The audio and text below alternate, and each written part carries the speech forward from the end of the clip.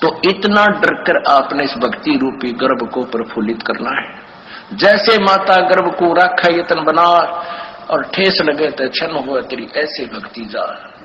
नारी कहावे पीव की रहे और संग सोए,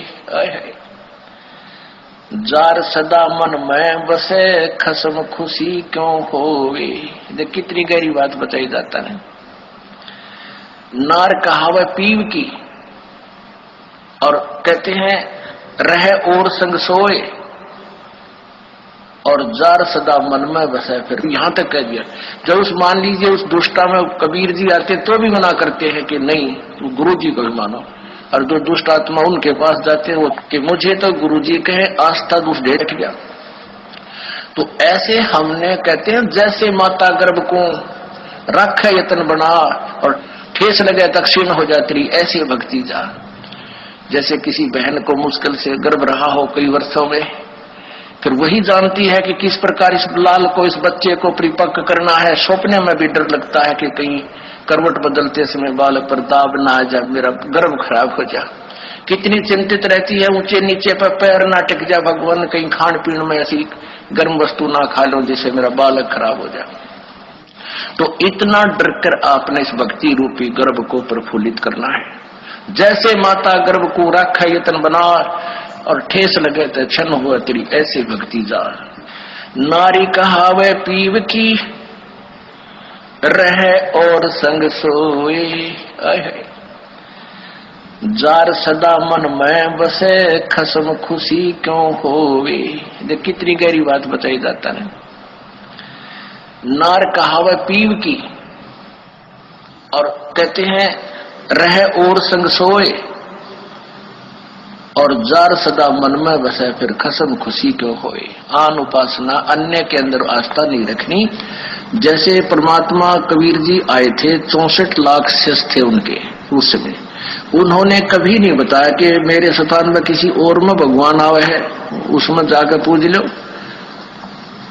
अब उन दुष्टा ने के बका रखे ये बालक कि गुरु जी ने कहा है कि तुम ऐसे करो और ऐसे करो और उसको भगवान मानो, और गुरु जी का आगे नहीं बताना, नहीं वो नाराज हो जाएंगे। इन मंदबुद्धियों ने यह भी मान ली गुरु जी का आदेश। पीछे से 10-20 दिन यह बकवास चली थी, अब सेट हो गया। गुरु जी का मेरा आदेश और मेरे सामने आप कहो कि क्या आपने ऐसा बोला है और मैं नाराज हो जाऊंगा, यह भी स्वीकार होगी। तो ये ऐसे कुसंगत होती है, वो बर्बाद करती है उन्हीं को जो मंद बुद्धि होते हैं। नहीं तो ज्ञानवान तुरंत सोच लेते ये कोई बात है, इतने दिन हो गए गुरुजी ने 15 साल हो गए मैं नाम देते न किसी को ऐसा कुछ कहा नहीं, कोई ऐसी दोगली बात करी नहीं।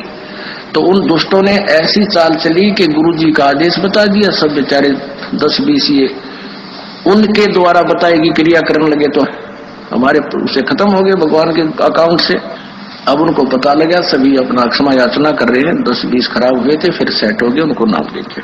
तो परमात्मा कहते हैं कि एक तरफ तो गुरुजी मुझे कह रहे हैं और फिर दूसरे के पास आस्था रख रहे हो, तो उसके विषय में क्या बता रहे हैं कि नार कहावे पीव की और रहे और संग सोए।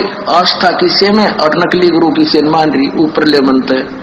और कहते हैं जार सदा मन में बसे। आस्था तुम्हारी दूसरे में हो गई है तो फिर खसम खुशी क्यों होए। वो परम पिता परमात्मा धनी हमारा क्यों कर राजी होगा। कहते हैं सेज बिछावे सूंदरी अंतर पर्दा होए और तन सौंपे मन दे नहीं कदे न सुहागण होए।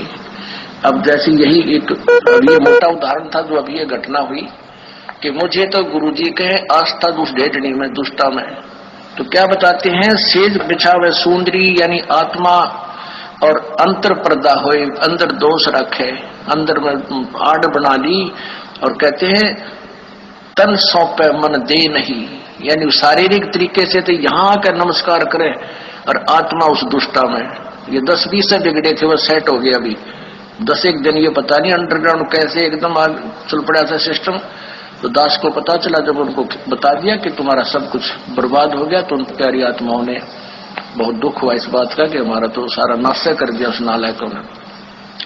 ऐसे बहुत से झटके आएंगे, लेकिन ये हमारे ये परमात्मा का बात किसी से बिगड़ नहीं सकता।